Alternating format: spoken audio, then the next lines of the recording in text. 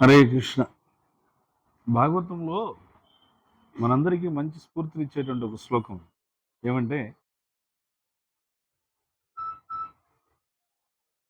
భగవంతుని యొక్క సేవ చేసేటువంటి ప్రతి ఒక్కరూ నేను నిజంగా ఈ సేవ చేస్తున్నానా లేదా అనేటువంటి భావనని చెక్ చేసుకోవడానికి లేదా కొలిచి చూసుకోవడానికి ఒక మంచి కొలమానం ఏంటంటే ఈ శ్లోకం అన్నమాట. ఏమిటది? భక్తి పరేషానుభవో విరక్తిర్ అన్యత్ర ఏష త్రిక ఏకకాల ప్రపద్యమానస్య ఏకాష్టధ స్యు తుష్టి పుష్టి తుష్టి పుష్టి క్షుధపాయోనుగాద. ఏం చెప్తున్నారంటే, నిజంగా భగవద్భక్తి ఎవరైనా చేస్తే ఆ వ్యక్తికి త్రిక ఏకకాల 3 విషయాలు ఏకకాలంలో జరుగుతాయంట. అలా జరిగితే అతను మంచిగా భగవద్భక్తి చేస్తున్నాడని లెక్క.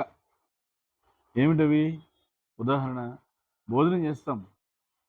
తినే ప్రతి ముద్దలో కూడా మనకేం కలుగుతుందంటే తుష్టి అంటే సంతుష్టి, పుష్టి కడుపులో పుష్టిగా ఉంటుంది, క్షుధపాయోనుగాసం ఆకలి తీరిపోతుంటుంది, ఆకలి తొలగిపోతుంటుంది.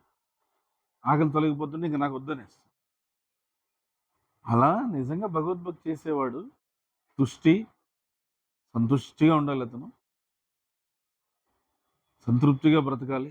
నాకు ఇంకా మళ్ళీ ఏది లేదనే మాట లేకుండా సంతుష్టిగా సంతోషంగా ఉండాలి. పుష్టి ఆధ్యాత్మికంగా బలంగా ఉండాలి, ఆధ్యాత్మికంగా దృఢంగా ఉండాలి.